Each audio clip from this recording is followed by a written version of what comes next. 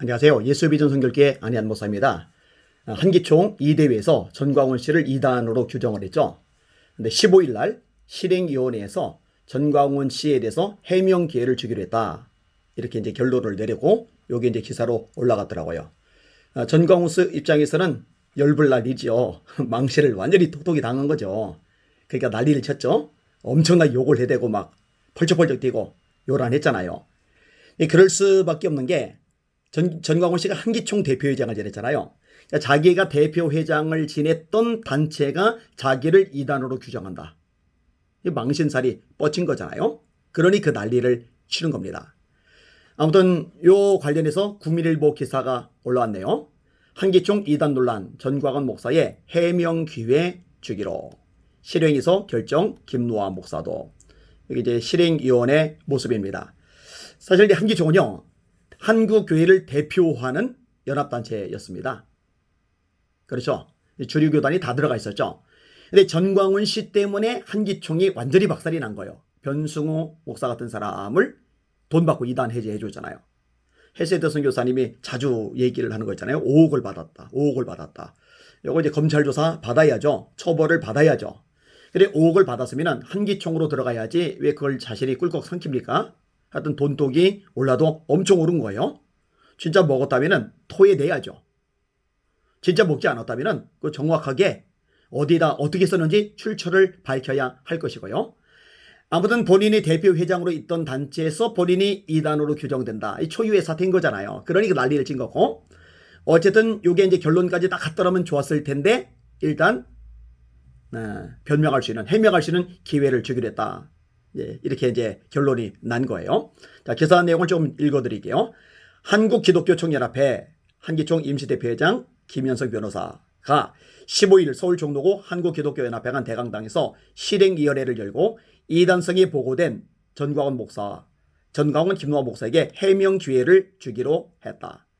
앞서 한기총 이단 사이비 대책위원회는 지난 6일 전광훈 김노아 목사가 이단성 있다는 연구보고서를 한기총 임원회에 제출했고 임원회가 이를 채택하면서 이단 결의가 효력을 얻었다.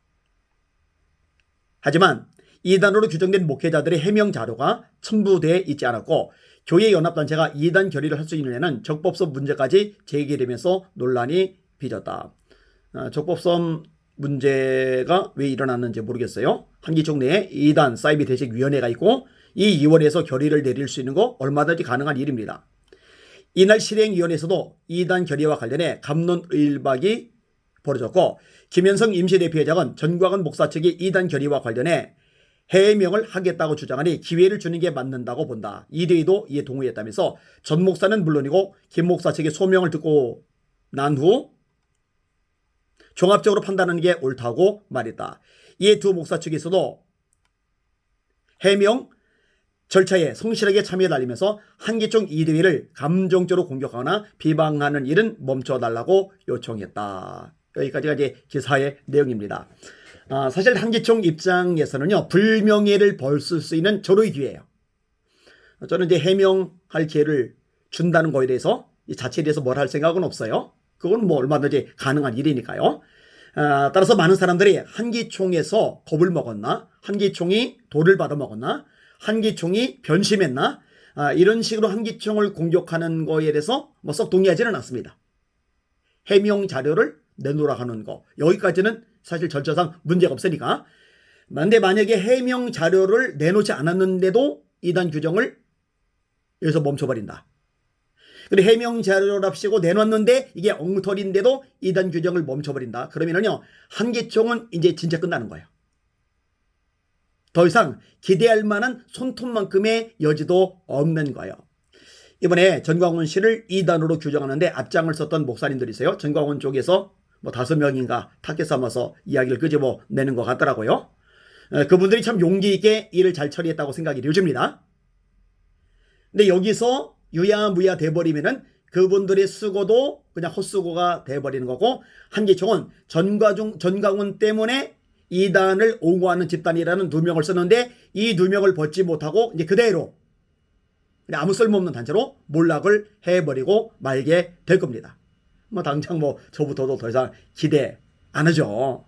그거 어떻게 기대를 할 수가 있겠어요? 틀려버린 거죠. 하여튼 좀만 더 지켜보도록 하겠습니다. 근데 너무 오래 끌지 않은 게 좋을 것 같아요. 너무 질질 끌면은 이 부분에 대해서 저는 또다시 이제 목소리를 낼 수밖에 없으니까요. 하여튼 대한민국 바로 세워지려면은 전광훈 같은 사이비 애국 운동하는 사람들이 사라져야 됩니다. 한국교회 이미지가 추락하지 않고 한국교회 전도가 몰락하지 않고 이렇게 땅바닥에 이미지 박살나는 거 중단시키려면요, 전광훈 같은 이런 사회악, 이 전광훈 같은 이 사이비 이단적인 사고방식을 가진 사람, 삼일체 하나님을 모독하고 참남된 말을 함부로 내뱉는 사람을 그냥 내버려 두면 안 됩니다. 그러면 더 이상 자작 능력이 없다는 걸로밖에 할 말이 없게 되는 거예요.